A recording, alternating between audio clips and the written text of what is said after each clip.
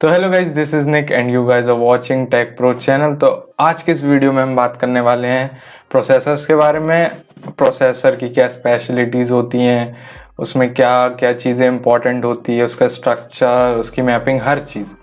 तो अगर आपको जानना है प्रोसेसर के बारे में तो इस वीडियो को एंड तक देखते रहिए। तो फर्स्ट हम आते हैं मैपिंग के ऊपर। प्रोसेसर कैसे मैप होता है, क्योंकि मैपिंग सबसे पहले हुई जाती है। जैसे घर की पहले मैप हुआ जाता है, उसका कौन से पार्ट पे कौन सी चीज़ होगी, कौन सी जगह पे कौन सा मतलब सिस्टम लगेगा, तो उस पे मतलब मैपिंग पे डिपेंड करता है। और ये सब काम आर्म करता है, ARM, और ये चीज़ आर्म करता है। और उसकी मैपिंग पूरी हर एक चीज़, जितना भी स्ट्रक्चर है वो डिज़ाइन सब आर्म करता है। तो गाइस हमारा नेक्स्ट पॉइंट है वो आता है कोर्स। अब एक आप समझ सकते हैं, एक हैंड की तरह समझ सकते हैं, single core, dual core, quad core, octa core. तो ये सब आप समझ सकते हैं, हाथ समझ सकते हैं, क्योंकि जैसे कोई एक फ़ोन है, इस हाथ में भी एक फ़ोन है, तो हम सिर्फ दो हाथ से सिर्फ 2 फ़ोन उठा सकते हैं।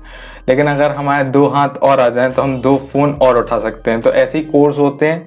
कोर्स में भी आप यही समझ सकते हैं कि अगर सिंगल कोर है तो उसकी जो काम करने की जो क्षमता होगी वो कम होगी, ठीक है। उसके बाद अगर उसके डुअल कोर है तो उससे ज़्यादा वो काम कर पाएगा। ऐसे ही क्वाड कोर, ऑक्टा कोर होता है।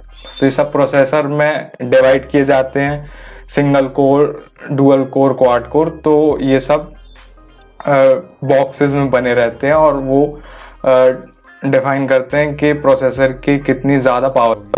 तो गाइस हमारा जो नेक्स्ट पॉइंट है वो आता है फ्रीक्वेंसी के ऊपर, जो कि हर्ट्ज पे मेजर होता है। अब जितनी ज़्यादा ये स्पीड कहलाई जाती है, कि जो स्पीड है, प्रोसेसर की स्पीड है, वो किस में है, जैसे कि HZ में जिसको मेज़र किया जाता है, 1.2 गीगाहर्ट्ज़, 2.2 गीगाहर्ट्ज़, इन सब चीज़ों में।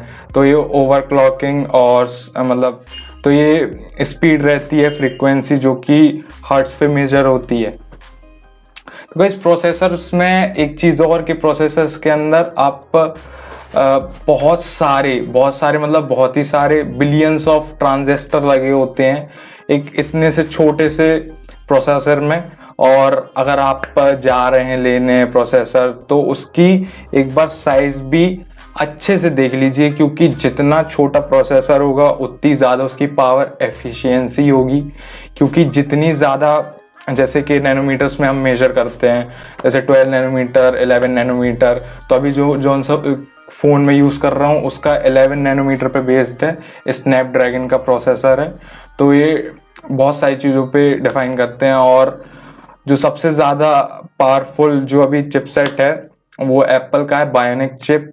वो 7 नैनोमीटर पे बेस्ड है। तो जितना ज़्यादा कम प्रोसेसर का साइज़ होगा उतनी ज़्यादा उसकी पावर एफिशिएंसी होगी।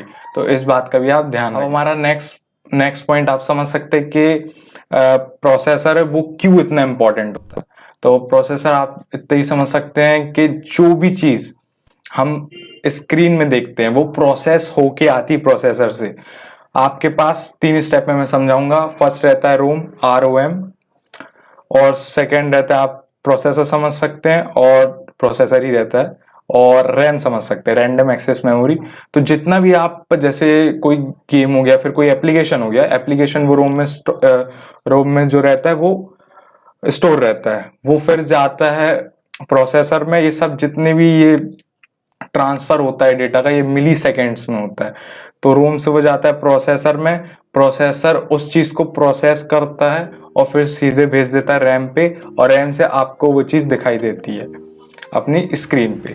तो प्रोसेसर का एक बहुत ही ज़्यादा इम्पॉर्टेंट रोल है अपने आप ही में, और प्रोसेसर ही डिसाइड करता है आपकी फ़ोन की क्या स्पीड होनी चाहिए। तो अगर अगली बार अगर आप लेने जाएं कोई भी स्मार्टफोन, या फिर कोई भी आप, चाहे वो कोई सा भी डिवाइस हो, तो उस चीज़ में ये चीज़ आप ध्यान रखिए। और बस आज के लिए इतना ही, और मिलते हैं कल एक और नए इंटरेस्टिंग वीडियो के साथ। So take care, bye and love you all, and please subscribe to our channel. Good bye.